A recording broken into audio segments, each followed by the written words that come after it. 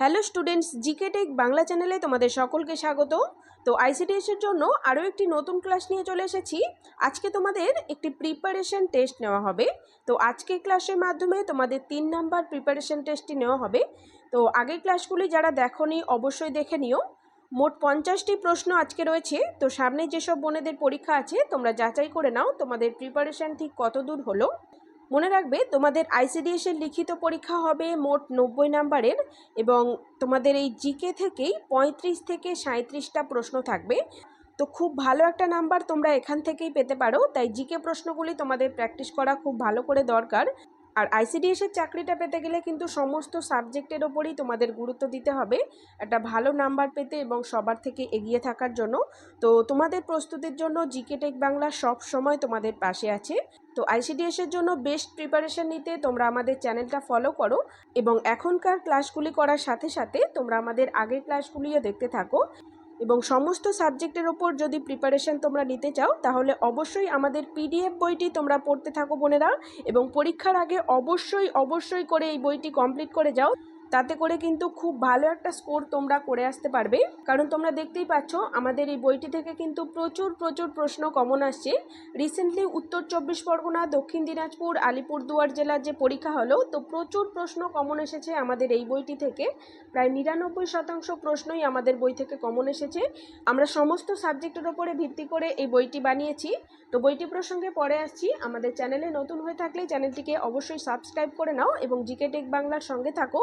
তো চলো আজকের প্রিপারেশন টেস্ট শুরু করি। শুরুতেই তোমাদেরকে বলে রাখি তোমরা নিশ্চয়ই সবাই পেন খাতা নিয়ে রেডি হয়ে গেছো।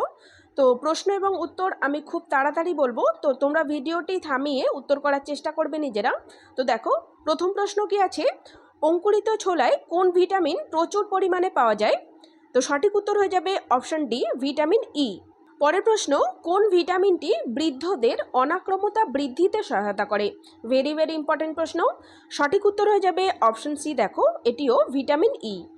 পরের প্রশ্ন দেখো, ORT এর পুরো নাম কি? তো ফুল ফর্ম রিলেটেড প্রশ্ন তোমাদের আসবে। এখান থেকে 2 থেকে 3টি প্রশ্ন তোমাদের আসবে, তো খুব ভালো করে পড়বে তোমরা। ORTর পুরো নাম হলো ওরাল রিহাইড্রেশন থেরাপি। তো অপশন বি সঠিক উত্তর। পরের প্রশ্ন, দাঁত ও অস্থি গঠনে কোন ভিটামিনের প্রয়োজন হয়? তো বারবার করানো হয়েছে প্রশ্নটি, উত্তর করো তোমরা। সঠিক উত্তর অপশন এ, ভিটামিন ডি এর প্রয়োজন হয়। পরের প্রশ্ন, কোন রোগটি ফুসফুসকে আক্রান্ত করে? সঠিক উত্তর হয়ে যাবে অপশন ডি, যক্ষা। পরের প্রশ্ন, শিশুদের মধ্যে কোয়াশিয়রকর রোগ দেখা যায় কোন খাদ্য উপাদানটির অভাবে? তো এটি দেখা যায়, মনে রাখবে, প্রোটিনের অভাবে। আশা করি সঠিক উত্তর করেছো, অপশন বি সঠিক উত্তর। পরের প্রশ্ন দেখো, ভারতীয় সংবিধানে মৌলিক কর্তব্যগুলি যোগ করা হয়েছিল কত সালে? তো ভেরি ইম্পর্টেন্ট প্রশ্ন এটিও। সঠিক উত্তর হয়ে যাবে 1976 সালে, অপশন বি সঠিক উত্তর। পরের প্রশ্ন, কেন্দ্রীয় দূষণ নিয়ন্ত্রণ বোর্ড স্থাপিত হয়েছিল কত সালে? তো এটিও ভেরি ইম্পর্টেন্ট প্রশ্ন। সঠিক উত্তর 1974, অপশন ডি সঠিক উত্তর। পরের প্রশ্ন দেখো, একজন সুস্থ মানুষের লালার পিএইচ মান কত? সঠিক উত্তর হয়ে যাবে অপশন বি, দেখো 6.2 থেকে 7.6। তো এখন বইটি প্রসঙ্গে তোমাদেরকে বলি, আমরা একটি পিডিএফ বই বানিয়েছি। বইটি সম্পূর্ণভাবে আইসিডিএসের সিলেবাস অনুযায়ী বানানো হয়েছে। তো সমস্ত সাবজেক্ট থেকে প্রশ্ন রয়েছে এই বইটিতে, সঙ্গে রয়েছে রচনা, অঙ্ক, ইংলিশ থেকেও প্রশ্ন। তো তোমরা আইসিডিএসের জন্য যারা চেষ্টা করছো, যারা চাকরিটা পাওয়ার জন্য একটা প্রপার প্রিপারেশন নিতে চাও, তোমাদের জন্য বেস্ট সলিউশন হবে আমার মতে এই বইটির দাম আমরা খুবই কম রেখেছি। তো বইটি তোমরা নিতে চাইলে বা বিস্তারিত জানতে চাইলে বইটি সম্পর্কে স্ক্রিনে দেওয়া নাম্বারে হোয়াটসঅ্যাপ করো। ওকে, তো চলে যাব পরের প্রশ্নে। পরের প্রশ্ন, সয়াবিন কি জাতীয় শস্য? তো সয়াবিন হলো একটি খারিফ শস্য, অপশন বি সঠিক উত্তর। পরের প্রশ্ন দেখো, সয়াবিন কি জাতীয় শস্য? রবি শস্য, খারিফ শস্য, জাহিদ শস্য নাকি কোনোটিই নয়? তো সঠিক উত্তর হয়ে যাবে অপশন বি, দেখো খারিফ শস্য। সয়াবিন হলো খারিফ শস্য। পরের প্রশ্ন, নিম্নলিখিত কোন নদীটি কোচবিহার জেলা দিয়ে বয়ে যায়নি? সঠিক উত্তর হয়ে যাবে দামোদর নদ, অপশন ডি সঠিক উত্তর। বাকিগুলি দেখো কালিন্দী, তিস্তা, জলঢাকা, এগুলি সবই কোচবিহার জেলার নদী। পরের প্রশ্ন, বিশ্বের বৃহত্তম সোলার ট্রি তৈরি করা হয়েছে পশ্চিমবঙ্গের কোথায়? তো এটিও ভেরি ইম্পর্টেন্ট প্রশ্ন। তো যারা মক টেস্টে দিচ্ছ তোমরা উত্তর করার চেষ্টা করবে। আর যেসব প্রশ্নগুলির উত্তর তোমরা পারবে না নিশ্চয়ই নোট করে নেবে। তো দেখো, বিশ্বের বৃহত্তম সোলার ট্রি তৈরি করা হয়েছে কলকাতাতে, অপশন সি সঠিক উত্তর। পরের প্রশ্ন, প্রতি বছর কোন দিনটিকে জাতিসংঘ দিবস হিসাবে পালন করা হয়? তো সঠিক উত্তর হয়ে যাবে 24শে অক্টোবর। খুবই গুরুত্বপূর্ণ একটি দিন, এই দিনটিতে জাতিসংঘ দিবস হিসেবে পালন করা হয়, অপশন ডি সঠিক উত্তর। পরের প্রশ্ন, বঙ্কিমচন্দ্র চট্টোপাধ্যায়ের কোন উপন্যাসে বন্দে মাতরম গানটি রয়েছে? এটিও ভেরি ইম্পর্টেন্ট প্রশ্ন এবং আগের পরীক্ষায় তোমরা মনে রাখবে এই প্রশ্নটি এসেছিল। তো সঠিক উত্তর হয়ে যাবে আনন্দমঠ উপন্যাসটিতে, অপশন এ সঠিক উত্তর। পরের প্রশ্ন দেখো, যামিনী রায় কিসের জন্য বিখ্যাত ছিলেন? নৃত্য, সঙ্গীত, নাটক নাকি চিত্র, অর্থাৎ চিত্রাঙ্কন? তো সঠিক উত্তর হয়ে যাবে অপশন ডি, দেখো ছবি আঁকা বা চিত্রাঙ্কনের জন্য যামিনী রায় বিখ্যাত ছিলেন। পরের প্রশ্ন দেখো, আসাম রাজ্যের সাথে পশ্চিমবঙ্গের কোচবিহার জেলাটি কত কিলোমিটার সীমান্ত ভাগ করে? তো সঠিক উত্তর অপশন সি 84 কিলোমিটার।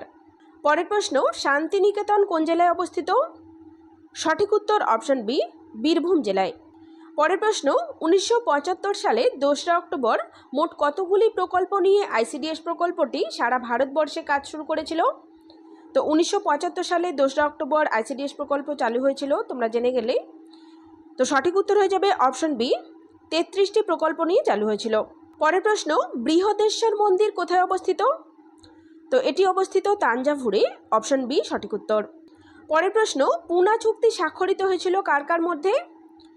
তো সঠিক উত্তর অপশন এ, আম্বেদকর, বি আর আম্বেদকর ও গান্ধীজির মধ্যে। পরের প্রশ্ন দেখো, ইন্দিরা আবাস যোজনা চালু হয়েছিল কত সালে? তো এই যোজনাটি চালু হয় 1985 সালে, অপশন ডি সঠিক উত্তর। পরের প্রশ্ন, আইসিডিএস প্রকল্পে কোন বয়সের শিশুদের পরিষেবা দেওয়া হয়? তো এই প্রশ্নটিও আগের একটি জেলার পরীক্ষায় এসেছিল। তো সঠিক উত্তর হয়ে যাবে 0 থেকে 6 বছর বয়সী শিশুদের আইসিডিএস এর পরিষেবা দেওয়া হয়, তো অপশন বি সঠিক উত্তর। পরের প্রশ্ন, আলিপুর চিড়িয়াখানা প্রতিষ্ঠিত হয়েছিল কত সালে? সঠিক উত্তর অপশন বি 1876 সালে। পরের প্রশ্ন, পশ্চিমবঙ্গের মালদা জেলার সাক্ষরতার হার কত শতাংশ? ভেরি ইম্পর্টেন্ট প্রশ্ন। সঠিক উত্তর হয়ে যাবে অপশন এ 61.73%। পরের প্রশ্ন দেখো, মালদা জেলার অর্থনীতির প্রধান উৎস কি? সঠিক উত্তর হয়ে যাবে অপশন এ কৃষিকাজ। পরের প্রশ্ন, ভূপাল গ্যাস দুর্ঘটনাটি হয়েছিল কত সালে? তো এটিও ভেরি ইম্পর্টেন্ট প্রশ্ন, যারা নোট করছো অবশ্যই নোট করে নাও। সঠিক উত্তর হয়ে যাবে 1984 সালে, অপশন এ সঠিক উত্তর। পরের প্রশ্ন, মানুষের আবিষ্কৃত প্রথম ধাতু কোনটি? সঠিক উত্তর অপশন সি তামা। পরের প্রশ্ন, সীতার বনবাস এই গ্রন্থটির রচয়িতাকে? তো খুবই গুরুত্বপূর্ণ একটি প্রশ্ন, সঠিক উত্তর হয়ে যাবে অপশন এ ঈশ্বরচন্দ্র বিদ্যাসাগর। পরের প্রশ্ন, অর্থনীতির জন্য অমর্ত্য সেন কত সালে নোবেল পুরস্কার পেয়েছিলেন? সঠিক উত্তর অপশন ডি 1998 সালে। পরের প্রশ্ন, ভারতের সর্বোচ্চ শৃঙ্গ কোনটি? তো ভারতের সর্বোচ্চ শৃঙ্গ হলো কাঞ্চনজঙ্ঘা, অপশন সি সঠিক উত্তর।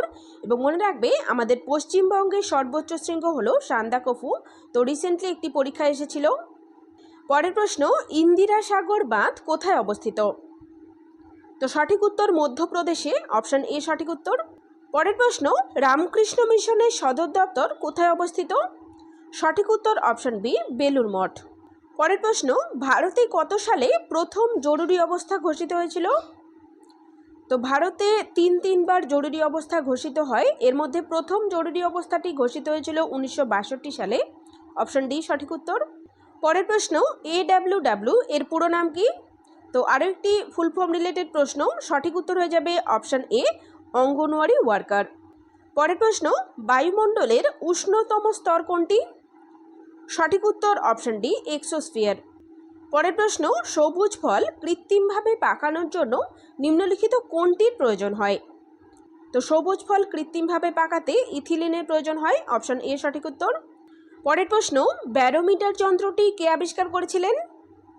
সঠিক উত্তর অপশন সি টরিসেলি। পরের প্রশ্ন, পিতল ধাতুটি কোন ধাতুর মিশ্রণ? সঠিক উত্তর অপশন এ তামা ও দস্তা। পরের প্রশ্ন দেখো, ভারতের বৃহত্তম কয়লা উৎপাদন কেন্দ্রটি কোন রাজ্যে অবস্থিত? তো এটি অবস্থিত ঝাড়খণ্ড রাজ্যে, অপশন সি সঠিক উত্তর। পরের প্রশ্ন, তাঁতিয়া টোপি কোন বিদ্রোহের সঙ্গে সম্পর্কযুক্ত? সঠিক উত্তর অপশন বি সিপাহী বিদ্রোহের সাথে। পরের প্রশ্ন, গৌতম বুদ্ধ কোথায় জন্মগ্রহণ করেন? তো বারবার করানো হয়েছে এই প্রশ্নটি, উত্তর করো। ভিডিও সেশনটি তোমাদের যদি ভালো লাগে একটি লাইক করে দাও এবং বন্ধুদের কাছে চটপট শেয়ার করে দাও। তো সঠিক উত্তর হয়ে যাবে অপশান ডি, লুম্বিনীতে।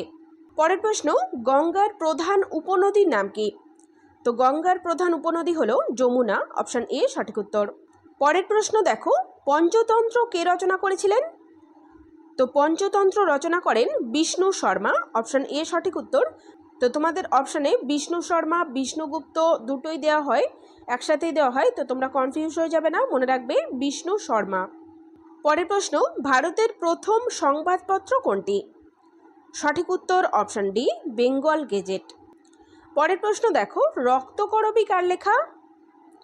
তো রক্তকরবী লেখা রবীন্দ্রনাথ ঠাকুরের, অপশান বি সঠিক উত্তর। পরের প্রশ্ন দেখে নাও, পাট উৎপাদনে পৃথিবীতে ভারত কততম স্থান অধিকার করে? তো সঠিক উত্তর অপশান এ, প্রথম স্থান। পরের প্রশ্ন দেখো, কোচবিহার জেলাটি কোন নদীর তীরে অবস্থিত? সঠিক উত্তর অপশান এ, তোরসা নদীর তীরে। পরের প্রশ্ন দেখো, কম্পিউটারের জনক কাকে বলা হয়? তো সঠিক উত্তর হয়ে যাবে চার্লস ব্যাবেজকে, অপশান সি সঠিক উত্তর। পরের প্রশ্ন এবং আজকের প্রিপারেশন টেস্টের শেষ প্রশ্ন দেখো, রাজ্যসভার মেয়াদকাল কত বছর? তো সঠিক উত্তর হয়ে যাবে অপশান সি, দেখো 6 বছর।